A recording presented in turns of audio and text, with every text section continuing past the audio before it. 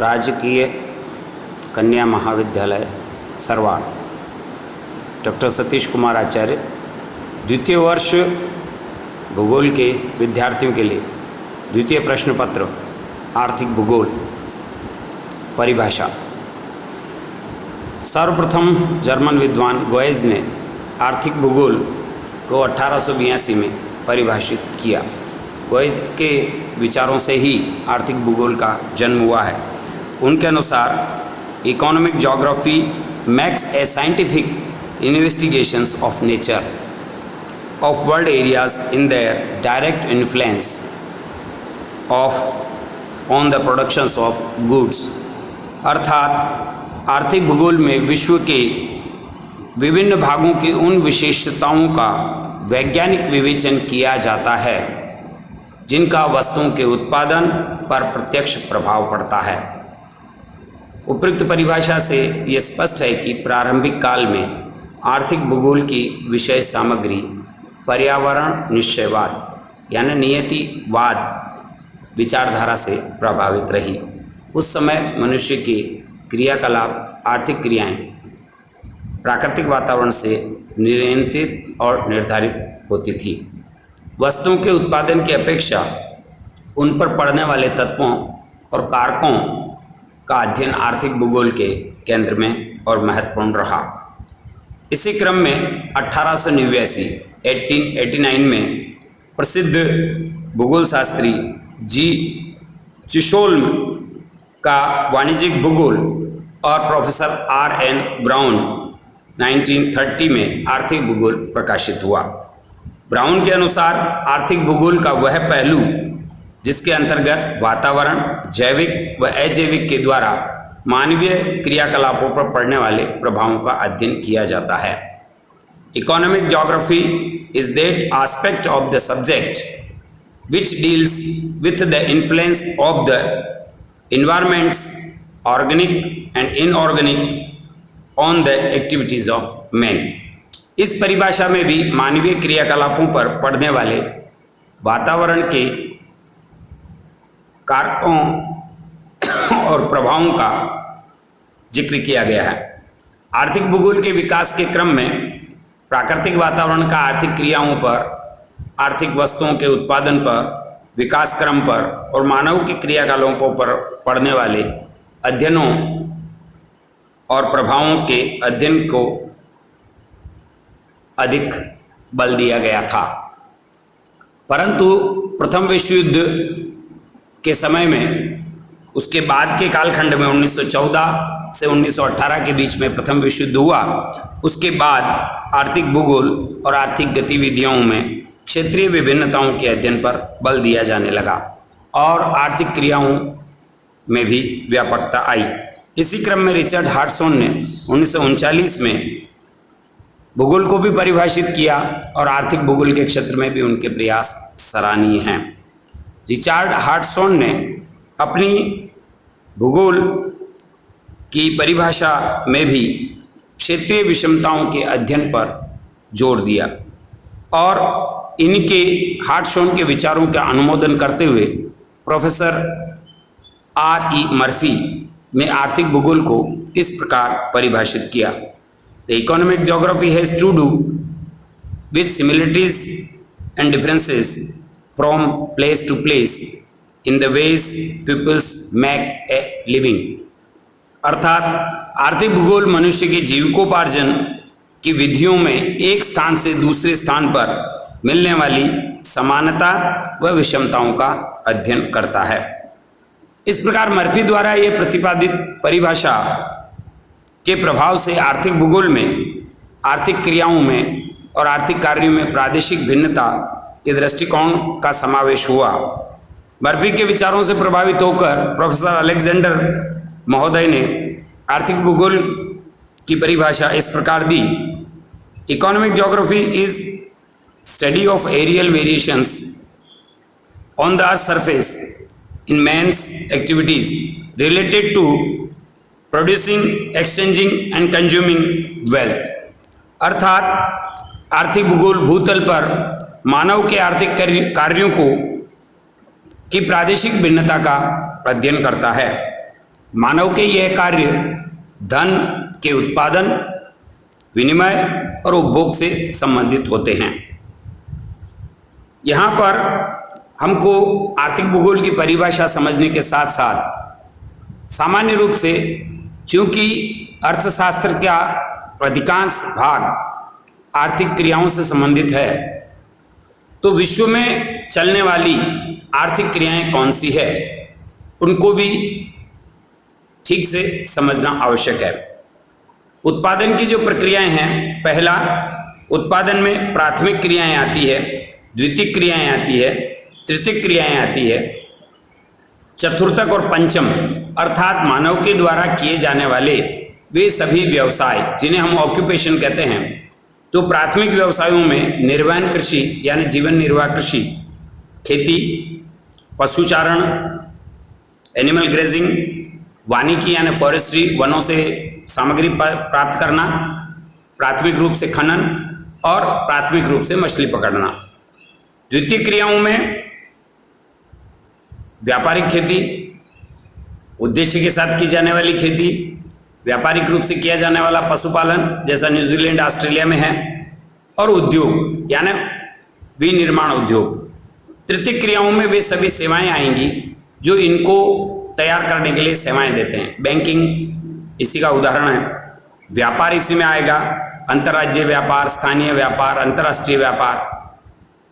परिवहन के साधन, जल परिवहन, थल परिवहन, वायु परिवहन, फिर संचार के सभी साधन, ये सभी तृतीय क्रियाओं में सम्मिलित होते हैं।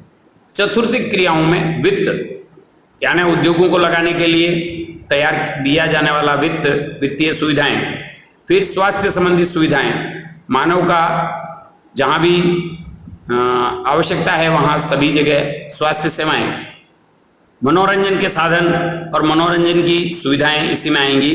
शिक्षा जो समाज के परिवर्तन का बहुत बड़ा आधार है वह भी इसी में आएगा। प्रशासनिक सेवाएं जो सरकारें चलाने के काम आती है, एडमिनिस्ट्रेटिव सर्विसेज, वो भी चतुर्थ क्रियाओं में सम्मिलित होती है। सरकारी नौकरियां, ब्यूरोक्रेट्स, न्यायपालिका, ये सब भी इसी के अंतर्गत सम्मिलित होते हैं। पंचम क्रियाएं जो वर्तमान में सबसे ज़्यादा अभी विश्व में चौथी और पांचवें स्तर की जो क्रियाएं दिखाई दे रही है, उनमें उच्च स्तरीय का प्रबंधन, यानी जिस तरीके से फेसबुक, व्हाट्सएप या अन्य जो संचार सुविधाएं हैं, अन्य जितनी भी सेवाएं हैं, इनके सीईओज और इनके मैनेजमेंट करने वाले लोग उच्च स्तर पर, चाहे वो डिफेंस का हो, चाहे आपका ट्रेडिंग का हो, चाहे आपका ट्रैवलिंग का हो, इन सब के लिए जो सेवाएं देने वाले लोग हैं, चाहे वो पैकेजिंग, टूर्स मैनेज करने वाले लोग हैं।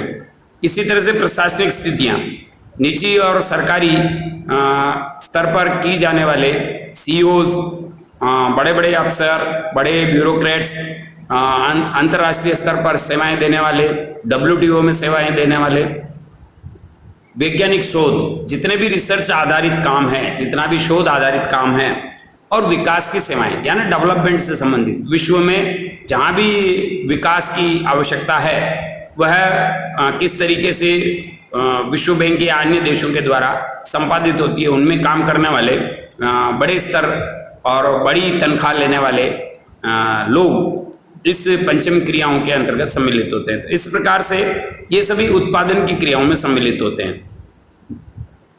अर्थशास्त्र में उत्पादन प्रथम स्थान पर आता है। द्वितीय है विनिमय यानी एक्सचेंज, एक चीज को दूसरी जगह पर देना। एक्सचेंज का काम हम परिवहन और वितरण की सेवाओं से होता है। उसमें माल भाड़ा यानी रेलगाड़ी के माध्यम से, कोरियर के माध्यम से, हवाई जहाज के माध्यम से, जल परिवहन के माध्यम से, परस्पर संपर्क, दूरसंचार सेवाएं, विचारों का विनिमय, विचारधाराओं को एक स्थान से दूसरे स्थान पर फैलाना, टीवी, मीडिया, ये सब इसी में आएगा। व्यक्तियों का एक स्थान से दूसरे स्थान पर प्रवास, परिवहन, फिर उसी में परिवहन के लिए गोदाम की आवश्यकता, वस्तुओं को ठीक से रखने के लिए कोल्ड स्टोरेज, सब्जियां, फल, दूध एक स्थान से दूसरे स्थान पर ले जाने के लिए खुदरा और थोक व्यापार। फिर ये विनिमय की प्रक्रियाओं में यानी हमारे को गली में जो सामान बेचता है सामान्य व्यापारी, वहाँ से व्यापार प्रारंभ होकर अंतर्राष्ट्रीय स्तर तक जो व्यापार है वो उत्पादन होगा पहले, उसका फिर विनिमय किया जाएगा। और फिर उपभोग, मनुष्य द्वारा आवश्यकता की पूर्ति के लिए व्यापार, वस्तु और सेवाओं का उपभोग करना, और उपभोग करने के बाद वह वस्तु समाप्त होती। जैसे हमको आवश्यकता है मोटरसाइकिल में पेट्रोल की, हम पेट्रोल पंप पर जाएंगे, पेट्रोल भरवाएंगे, एक स्थान से दूसरे स्थान पर यात्रा करेंगे और वह वस्तु कंज्यूम हो जाएगी, यानी उपभोग में हो जाएगी। तो अर्थशास्त्र की ये मूल जो क्रियाएं हैं, उत्पादन, विनिमय, वितरण और उपभोग, ये सभी आर्थिक क्रियाओं के अंतर्गत सम्मिलित होता है। तो हम अर्थशास्त्र के साथ साथ भौगोलिक तथ्यों को सम्मिलित करते हैं, इसलिए ये दोनों चीज़ों को मिलाकर आर्थिक भूगोल का निर्धारण होता है। अलेक्जेंडर महोदय के बाद हम बात करें तो आर्थिक भूगोल की स्थानीय, राष्ट्रीय और विश्व स्तर पर अवस्थिति का विवेचन इसी प्रकार आर्थिक क्रियाओं के माध्यम से किया जाता है, जिसमें आर्थिक क्रियाओं का उत्पादन, विनिमय, वितरण, उपभोग ये सब सम्मिलित होता है। युद्ध के बाद नगरीकरण और औद्योगिकरण के फलस्वरूप विश्व में आर्थिक क्रियाओं में, आर्थिक गतिविधियों में तीव्रता आई, साथ ही प्राकृतिक संसाधनों के उपभोग और संरक्षण और जीवन स्तर संबंधी कई सुधार भी हुए और कई स्तर पर आर्थिक समस्याएं भी उत्पन्न हुई। इनके समाधान के कारण आर्थिक भूगोल का विषय क्षेत्र और आर्थिक भूगोल का अध्ययन महत्वपूर्ण होता गया और उसमें व्यापकता भी आई। आर्थिक क्रियाकलापों का अध्ययन अब महत्वपूर्ण नहीं रह गया, ये मनुष्य की एक आवश्यकता हो गया है। और अब आर्थिक भूगोल का उद्देश्य जिसको हम कह सकते हैं वह भी बदल गया। किसी समय में संसाधनों के बारे में जानकारी देना, किसी समय में वाणिज्यिक भूगोल के रूप में था, परंतु वर्तमान में यह एक कल्याणकारी योजनाओं पर अधिक ध्यान केंद्रित किया जाता है। DM स्मिथ की ये जो परिभाषा है उसको देखेंगे तो आर्थिक भूगोल आर्थिक प्रक्रियाओं की स्थानिक अभिव्यक्ति का अध्ययन है, जो वैकल्पिक स्थानों में वैकल्पिक उद्देश्यों हेतु संसाधनों का आवंटन करता है। यानी जिन स्थानों पर संसाधन नहीं है, उन स्थानों पर संसाधनों के वितरण की व्यवस्था भी आर्थिक भूगोल के अंतर्गत आती है। स्मिथ के शब्दों में economic geography deals with the special expansion of the economic mechanism with allocated resources among the alternative ends and the alternative places. Smith के इस विचारधारा के बाद जिस 5 Ws को हम बात करते हैं, भूगोल में कौन, कहाँ, क्या पाता है, कैसे है, who gets what, where and how, where is the grass of greens, ये 1982 में उनका एक पुस्तक लिखा गया था और उसी का अध्ययन करने वाला ये विषय आर्थिक भूगोल बन गया। इन प्रश्नों के उत्तर ढूंढते हुए आर्थिक भूगोल का जो मूल है, आर्थिक भूगोल का उद्देश्य है, वह भी इसी में छुपा हुआ है। डेविड स्मिथ ने भूगोल को कल्याणकारी दृष्टिकोण और समाज के कल्याण की सामाजिक आर्थिक प्रारूप की संकल्पना के रूप में परिभाषित किया। इस प्रकार यह कहा जा सकता है कि वर्तमान में आर्थिक भूगोल संसाधन उपयोग की अपेक्षा संसाधनों के संरक्षण, संसाधनों के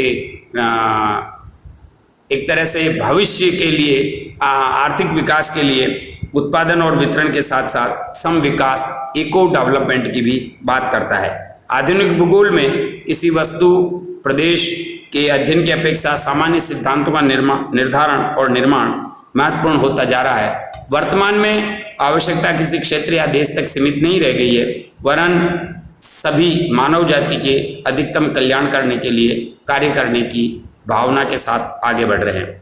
और आर्थिक भूगोल का वर्तमान में उद्देश्य, मूल उद्देश्य यदि देखा जाएगा तो वह है कल्याणकारी समाज की स्थापना करना। इस प्रकार आर्थिक भूगोल की भी समय के साथ साथ जैसे जैसे आवश्यकताएं बदली है, परिभाषाओं में अंतर आया है। गोएज की परिभाषा से लेकर स्मिथ की परिभाषा तक विभिन्न प्रकार के जो परिवर्तन हुए हैं, वे परिवर्तन इस विषय के विकास क्रम में सम्मिलित है। आज इतना ही। अगले बिंदु में आर्थिक भूगोल का विषय क्षेत्र और विषय सामग्री पर चर्चा करेंगे। धन्यवाद।